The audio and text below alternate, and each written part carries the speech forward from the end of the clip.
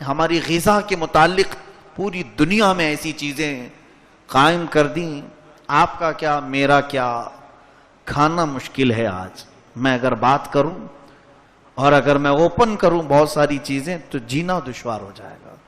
ہمارے رزق کو انہوں نے اتنا پولائٹ کر دیا، اتنا گندا کر دیا کہ اس کو ہم استعمال نہیں کر سکیں گے. آج ہمارا تقوی، ہماری پرہیزگاری اس مقام تک کیوں نہیں پہنچتی؟ اس کا راز یہی ہے کہ انہوں نے ناکارہ کرنے کی ہر کوشش اپنائی. ہمارے چاول دانے اناج تک محفوظ نہیں رکھے کہ انہیں اتنی دوائیاں، اتنی کیمیکل مارو کہ زہر لگ جائے. پہلے آپ سنتے ہوں گے ہمارے دانے اور اناج میں کیڑ لگتے تھے، گھن لگتے تھے. ابھی کھلا رکھو کبھی کیڑ نہیں لگتا ہے. گھروں میں پوچھو، گیہوں چاول دانے ابھی کیڑے نہیں لگتے ہیں. پہلے ہر 8 دن پر عورتیں نکال کر صاف کرتی تھی، دھوپ میں سکھاتی تھی، کتنے جتن کرتے تھے اناج کو بچانے کے لیے. اب کیڑ نہیں لگتے. کیڑوں کو معلوم ہے زہر کیوں کھائیں گے وہ، یہ تو ہم جیسے ہی کھائیں گے. زہر اتنا ہے، کیمیکل اتنا ہے، ان تمام چیزوں میں ڈال کر کے رکھا گیا. کسان کو اوریجنل چیز پر باقی رکھنے نہیں دیا گیا. ہماری کون سی غذائیں باقی رہ گئی ہیں؟ حتیٰ کہ ابھی ہم ڈرتے تھے مرغیوں کے سلسلے میں. یہ جتنی مرغیاں بکتی ہیں آج، چکن، اس کی ایجاد 1960 میں ہوئی ہے. یہ برائلر چکن جو آیا ہے یہ اوریجنل پہلے کی مرغی نہیں ہے. پہلے چکن کھانے کا اتنا رواج نہیں تھا، تو بعد میں جب چکن کا یہ رواج بڑھنے لگا، ریکوائرمنٹ زیادہ ہوئی، تو امریکہ اور یورپ کے چند ممالک نے اس کو ایک ٹرائل سے گزارا کہ چکن زیادہ چاہیے اب قوم کو، ریکوائرمنٹ زیادہ ہیں. تو انہوں نے ترکی کی ایک مرغی اور ایک کچھ مرغی کے اختلاط سے، ان کی مکسنگ سے یہ برائلر چکن تیار کیا، جس کو تیار کرنے کے بعد اس کے بڑھانے کے لیے ظاہر سی بات ہے ہمارے گھر میں جو مرغی پلتی ہے، اب تو شاید کسی کے گھر میں نہیں ہوگی، بہت کم، وہ تو 6 مہینے کے بعد تو تھوڑا دیکھنے کے قابل ہوتی ہے، سال بھر کے بعد کاٹنے کے قابل ہوتی ہیں کہ کاٹیں تو کچھ گوشت ملے گا. اور اگر ہم وہ دیسی مرغیوں کے انتظار میں رہیں تو بہتوں کو تو چکن نہیں ملتا. تو یہاں قوم کو چکن سپلائی کرنا تھا، تو ایسی مرغیاں لاؤ مارکیٹ میں کہ بہت جلدی بڑھیں. عقل کا ہم کبھی نہیں استعمال کرتے. آپ نے کبھی دیکھا کہ یہ صرف 40 دن میں بڑی ہو کر کے آتی ہے؟ یہ جو مرغی ہماری مارکیٹ میں پہنچتی ہے، یہ انڈے سے نکل کر مارکیٹ میں پہنچنے تک صرف 40 دن کی ہوتی ہے. اور اتنی بڑی نیچرل، کیا یہ چیز ممکن ہو سکتی ہے؟ پاسبل ہے یہ؟ اس کو کیا کیا کر کے بڑھا کیا جاتا ہے. ہمارے ایک ساتھی ہیں، وہ بڑے ریسرچ اسکالر ہیں، بہت اچھے. انہوں نے اپنی تحقیق پیش کی 1960 میں جب یہ برائلر چکن کو لایا گیا تو اس کے کئی مقاصد تھے. انہوں نے جو غذا اس کو کھلانا شروع کیا اس مرغی کو، ایک بات یہ بھی میں بتا دوں، مرغی آپ یہ برائلر چکن خرید کر کے اپنے گھر پہ پالو، 40 دن میں نہیں بڑی ہوگی آپ کے ہاں. اس کے پالنے، اس کی فارمنگ ہوتی ہے، پورے طریقے ہیں. اس کا جو فوڈ ہے، اس کا جو کھانا ہے، وہی آپ کو کھلانا پڑے گا. اس کو جتنی ریکوائرمنٹ ہے اتنے انجیکشن دینے پڑیں گے. وہ ساری فارمنگ سکھائے جاتے ہیں، مرغی فارم والے جانتے ہیں اس کو. اس کو جو غذا دی جانے لگی، وہ کون سی غذا ہے میں آپ کو بتاؤں. یہ جو چکن ہم نے خود کم کر دیا، ہو سکے تو آپ بھی کم کر دیں. اس کا کچھ نعم البدل اختیار کر لو. مجھے اختیار نہیں آپ کے کھانے پینے پر میں روک لگاؤں، لیکن مشورہ ضرور دے سکتا ہوں. آپ کا اختیار ہے، آپ عمل کرنا چاہیں کر سکتے ہیں. ہاں، اس بات کو سمجھ کے چلیں کہ بعد میں جا کر کے آپ نے یہ نہیں کہنا کہ مفتی صاحب نے چکن کو حرام کہہ دیا ہے. حرام میں نہیں کہہ رہا ہوں، آپ کو اس کے مضر اثرات، اس کے نقصان دہ چیزیں بتا رہا ہوں، صرف اس لیے کہ یہ ہمارے خلاف بنائی گئی مرغی ہے. ہمارے خلاف بنائی گئی مرغی ہے. اس کو لایا گیا مارکیٹ میں، اور امریکہ میں اور یورپ میں سب سے زیادہ جس چیز کا گوشت کھایا جاتا ہے وہ غلیظ جانور ہے. پورک کا استعمال وہ زیادہ کرتے ہیں، خنزیر کھاتے ہیں. تو جب خنزیر کو بھی زیادہ سپلائی کرنا پڑا تو انہوں نے جو غذا بنائی خنزیر کی کہ وہ جلدی بڑا ہونے کے لیے اس کو بھی انجیکشن لگائے جاتے تھے، اور خاص جو غذا کھلائی جاتی تھی، یہ جانوروں کے پیٹ کی اوجھڑیاں سب نکالی جاتی ہیں، انہیں سکھایا جاتا ہے اور سکھا کر کے اس کو پیس کر کے اس کی غذا بنائی جاتی ہے، اور اس میں خنزیر کے پیٹ کا بھی ہوتا ہے، اس کے پیٹ کا بھی، بیلوں کے پیٹ کا، بھینسوں کے پیٹ کا، وہ غذا جو ہے یعنی اوجھڑی اور گندگی جتنی ہے اسے سکھا کر اس میں کچھ کیمیکل بنا کر ملا کر ان جانوروں کو کھلاتے ہیں تو تیزی سے بڑھتے ہیں۔ وہ خنزیروں پر جو انہوں نے ٹرائل کیا تھا وہی غذا اس برائلر چکن کو بھی کھلائی جانے لگی، سیم وہی غذا، وہی فوڈ جو خنزیر کو کھلا کر فارمنگ کی جاتی۔ یہ آتھینٹک چیز میں بتا رہا ہوں آپ، یہ جو برائلر چکن کا فیڈ یا اس کا کھانا ہے یہ سب پورا جو ہے وہی بنا کر کے وہ جڑیوں کو سکھا کر انہیں کھلایا جاتا ہے، یہ کھلائیں گے تبھی بڑی ہوں گی۔ اچھا چلیے وہ کھا کر کے کچھ بھی کھا کر کے بڑی ہو، ہمیں اس سے مطلب نہیں، ہماری دیسی مرغیاں تو کیچڑ بھی کھا لیتی ہیں، کچھ بھی، کوئی اگر مجھ سے یہ کہے مجھے اس کے کھانے پر اعتراض نہیں، لیکن جب اس کے اثرات جسم پر کیا پڑتے ہیں یہ دیکھا گیا۔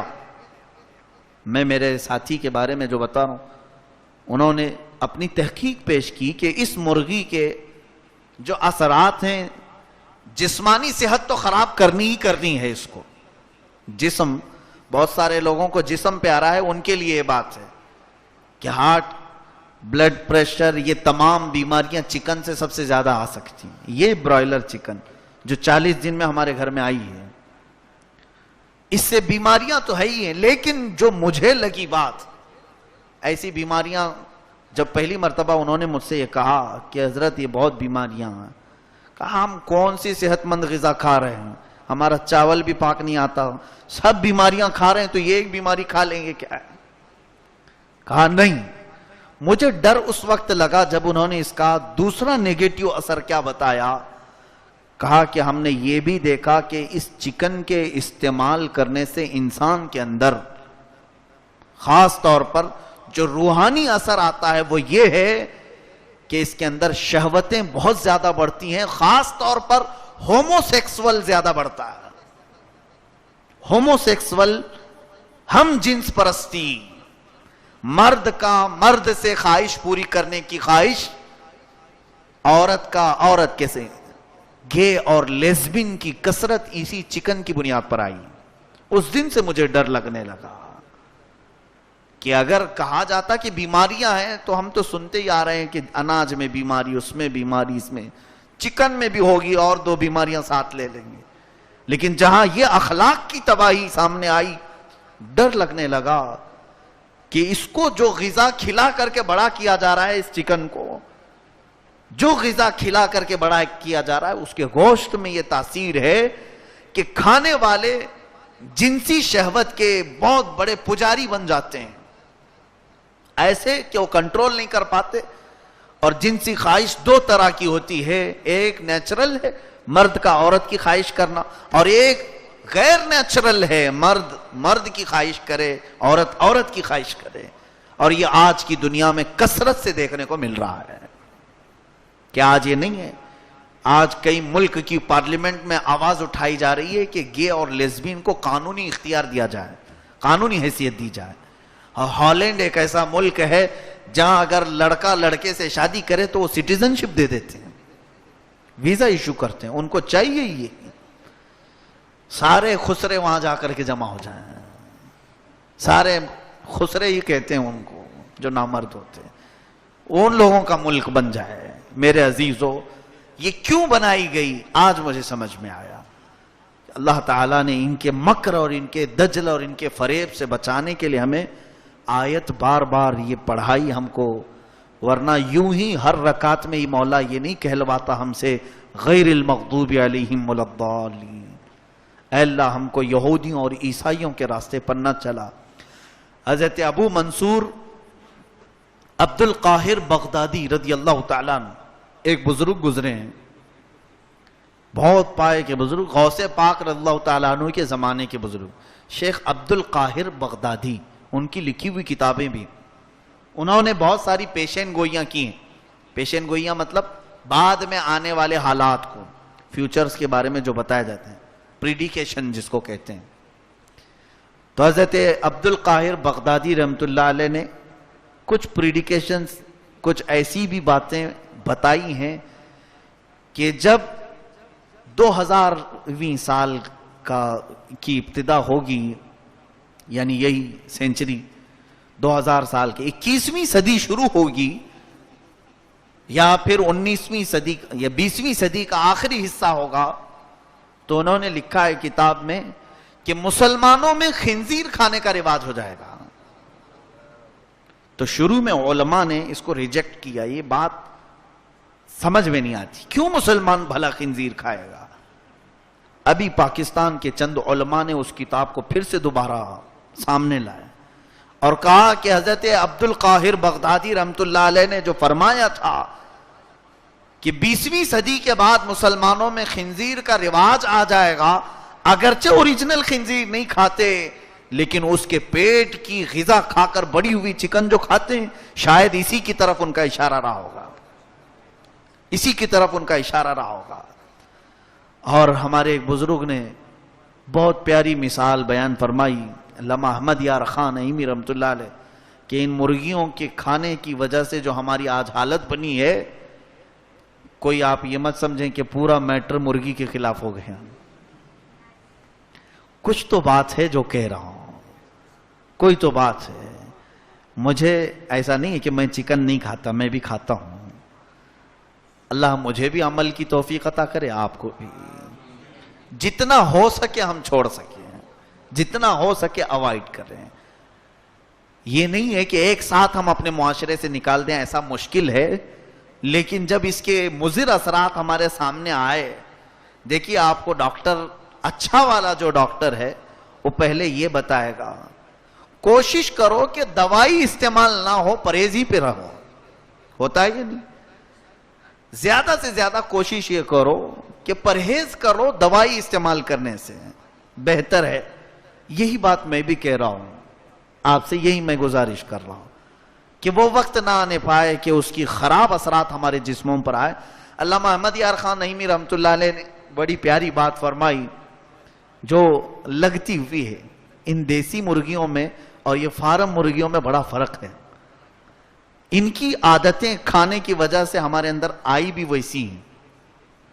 اس کی بری عادتیں میں بتاؤں، یہ برائلر چکن کی بہت بری عادت، دیسی مرغی میں ایسی نہیں ہوتی ہے لیکن اس کے اندر بہت بری عادت. پہلی عادت تو یہ ہے کہ یہ کبھی بھی اپنا ڈیفینس کرتی نہیں ہے. اس کو آسانی سے کوئی بھی پکڑ سکتا ہے، ہوتا ہے نہیں. اور دیسی مرغی دوڑا دوڑا کے تھکا دے گی آپ کو، نہیں ملتی، ہاتھ میں آتی نہیں. اور یہ جو فارم مرغی ہے تھوڑی دیر کک کک کک کرے اور اس ہاتھ میں آ جائے، یہ زیادہ اپنا ڈیفینس نہیں کرتی. ایک اس کی بری عادت یہ ہے، کوئی پکڑے پہلے اپنا بھی ڈیفینس نہیں کرتی اور دوسری مرغی کو کوئی پکڑ رہا ہے تو اسے بھی کچھ نہیں کرتی، کچھ نہیں کرتی. دیسی مرغی میں یہ ہے کہ اس کے بچوں کو پکڑنے جاؤ تو ٹھونک مارے گی، وہ بچاتی ہے اپنے بچوں کو. اس کی بری عادتوں میں یہ بڑے بزرگ نے لکھا ہے. کیوں؟ اس لیے کہ جو جس چیز کو زیادہ کھاتا ہے اس کی عادتیں اس کے اندر آتی ہیں، اس کے اندر آتی ہیں. ہاں اسی لیے آپ دیکھیں یہ یورپ والے، امریکہ والے خنزیر زیادہ کھاتے ہیں اور خنزیر غلیظ ہوتا ہے، یہ غلیظ کام زیادہ کرتے ہیں، زیادہ کرتے ہیں. شہوت ان کے اندر زیادہ ہے، ہر طرح کی گندگی کر جاتے ہیں، بے حیا ہیں. اس کی وجہ یہ ہے کہ خنزیر سب سے زیادہ بے حیا جانور ہے، اس کے اثرات ان کے اندر ہیں. جو قوم جس چیز کو کھاتی ہے اس کا زیادہ اثر اس کے اندر آتا ہے. اور اس مرغی کی ایک بری عادت اور یہ بھی ہے کہ دکان مالک یا قصاب مرغی کو پکڑتا ہے، اس کے سامنے کاٹتا ہے اور یہ کھانے میں مصروف رہتی ہے. یہ اپنے چاول دانے کھا رہی ہے، اس کے سامنے ہی دوسری مرغی کٹتی ہے، اپنی باری کا انتظار کرتی ہے. اور کیا ہے، تھوڑی دیر میں پنجرے میں ہاتھ ڈال. بہت ساری دکانوں پہ تو میں نے دیکھا پنجرے میں بھی نہیں رکھتے، وہ نیچے ہی چھوڑ دیتے ہیں. کہاں بھاگے گی؟ کہیں نہیں جاتی ہو. سامنے کٹتے ہوئے دیکھتی ہے، وہ کبھی نہیں کچھ کرتی۔ اس مفسر شہیر نے بہت اچھی بات کہی کہ اے مسلمانوں، اسی کی عادتیں ہمارے اندر آج آ گئی۔ آج ایسا ہو گیا کہ دشمن تمہارے اوپر حملہ آور ہے، تم ڈیفنس کرنا ہی بھول گئے۔ آج مار کھا رہے ہو، سو رہے ہو، مار کھا رہے ہو، سو رہے ہو۔ جو ہماری بات تھی ایک ڈیفنس کی، کوئی ہاتھ تو لگائے کسی ہمارے مسلمان کی طرف، ہم پورے کے پورے جاگ جاتے ہیں۔ آج روز ہم سنتے ہیں خبریں، وائرل کیے جانے والے ویڈیو دیکھنے کی بھی ہمت نہیں ہوتی، لیکن ہم دیکھ کر کے سو رہے ہیں یا نہیں؟ اس کے علاوہ اس کی وہ بری عادت بھی ہمارے اندر آئی ہے کہ سامنے کٹتے ہوئے دوسرے مرغی کو دیکھ کر بھی خاموش رہتی ہے، خاموش رہتی ہے۔ یہی حال آج سب کا ہے ہمارے۔ ایک مسلمان سامنے کاٹا جا رہا ہے، ہم کھانے میں مصروف ہیں۔ اسی برائلر چکن کا ہی اثر ہے کہ سب یہاں پر فارم مرغیاں بن گئے۔ ہماری حالت آج فارم مرغی کی طرح ہے کہ ہم سب دیکھ رہے ہیں، اس کے باوجود خاموش کھانے پینے میں مصروف ہیں۔ ہماری آوازیں بند ہو گئیں۔ آج ممبر سے نہیں بولا جا رہا، آج ڈر ہے سب کو، علماء کو ڈرایا گیا۔ ہمارے بڑے قائد جو کہلائے جاتے تھے وہ اب چپ ہو گئے، خاموش ہیں، کسی بات پر نہ بول۔ کسی کونے میں کوئی ایک پکارتا ہے، مثال کے طور پر میں ایک فقیر یہاں سے اگر پکاروں تو ہماری حالت وہی ہے۔ نکار خانے میں طوطے کی آواز کتنی ہے، بڑے بڑے ڈھول بج رہے ہوں، ایک طوطا پکارے تو اس کی آواز کہاں جائے گی؟ ہماری آج پوزیشن یہ ہے۔ مسلمانوں، آج آپ اپنا ڈیفنس سیکھو، آپ اپنے اوپر آنے والی مصیبت کو ایکسپٹ نہ کرو۔ اسی لیے سید الشہداء امام حسین شہید کربلا رضی اللہ تعالیٰ عنہ نے بہت بڑا میسج ہمیں دیا تھا۔ انہوں نے فرمایا تھا کہ میرے نزدیک ظالم شخص وہ ہے، ظلم کرنے والے کو آپ نے کہا کہ وہ تو ظالم ہے ہی، لیکن امام حسین فرماتے ہیں اس سے بڑا ظالم میرے نزدیک وہ ہے جو ظلم کو سہ کر کے خاموش بیٹھتا ہے۔ ظالم کی مار کھا کر خاموش بیٹھتا ہے، آواز نہیں کرتا، میرے نزدیک وہ اصلی ظالم ہے کہ اس نے پوری قوم کی غیرت کو مار دیا ہے۔ یہ کے بعد دیگرے سب خاموش ہو جائیں گے۔ یہ ساری مرغیوں کو آج دبا دیا گیا ہے۔ جو قصاب ہمارے اوپر بیٹھے ہیں، یہ کے بعد دیگرے سب پر چھری چلانے کا ارادہ ہے، اور ہم سب خاموشی سے اپنی باری کا انتظار کر رہے ہیں۔ سب جگہ یہی سناٹا طاری ہے، ہم باریوں کا انتظار کر رہے ہیں، ڈرے سہمے ہیں۔ یہ ماحول کیوں پیدا ہوا؟ یہی انہوں نے بنا کر کے رکھا ہے اس طرح سے۔ اٹھو وگرنہ حشر نہ ہوگا پھر کبھی، دوڑو کہ زمانہ چال اپنی چل گیا۔ اور کہا گیا ہے ہمیں جگانے کے لیے جگہ جگہ کے تھک چکے ہیں تمہیں یہ ہنگامے، مسافروں روش کارواں بدل ڈالو، اپنے راستے کا جو طریقہ تم نے بنایا ہے اس کو بدل ڈالو۔ آج میں ان نوجوانوں کو ڈھونڈ رہا ہوں، وہ کہاں چلے گئے جن سے پورا محلہ ڈرتا تھا؟ وہ کہاں غائب ہیں آج؟ کیا ان کی طاقت اپنے آس پاس کے بچوں کو دکھانے کے لیے؟ تمہارا رعب، تمہارا جلال، تمہاری ساری ایکٹیویٹیز کہاں غائب ہو گئی؟ ساری جگہوں پر الحمدللہ مسلمانوں کا ایک رعب تھا، اس کو غائب کیسے کر دیا گیا؟ ڈرا کر، دھمکا کر۔ تم اتنے جلدی اپنے ڈیفنس کو کیسے بھول گئے؟ لوگوں کو ایسا لگتا ہے کہ میں کچھ بھڑکانے کی بات کر رہا ہوں، نہیں، میں تو اپنی عزت بچانے کی بات کر رہا ہوں۔ ہاں، آپ سیکھو یا نہ سیکھو، یہ میرے اوپر فرض ہے۔ میرے گھر کی عزت پر اگر بات آئی تو میں کھڑا ہو سکتا ہوں، تو جب میرے نبی کی عزت پر بات آئے تو کیوں نہ کھڑا ہو؟ جب قرآن کی عزت پر بات آئے تو کیوں نہ کھڑا ہو؟ لیکن آج یہ سارے حالات ہمارے ختم ہو گئے ہیں۔ اسی لیے میں اس آیت پر لے آنا چاہتا ہوں، واپس آ جاؤ۔